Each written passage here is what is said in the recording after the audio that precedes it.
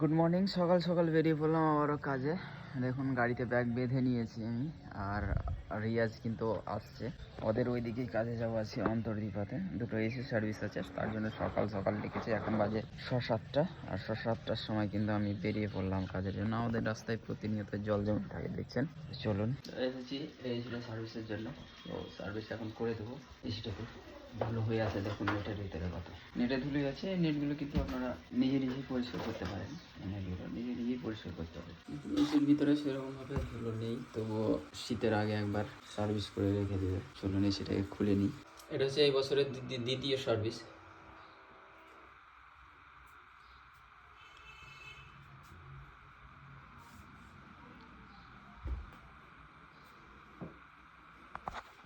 সার্ভিসের জন্য এক বালতি জল, মেশিন রেডি, সব কিছু রেডি হয়ে গেছে।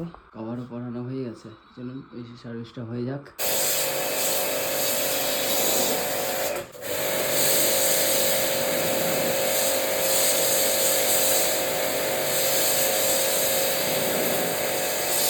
আউটডোর ইউনিট রাখা আছে এখানে।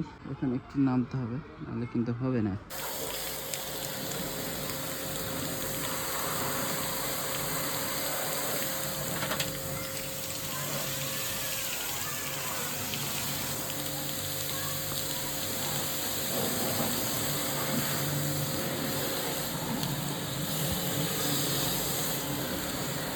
সার্ভিস কমপ্লিট হয়ে গেছে।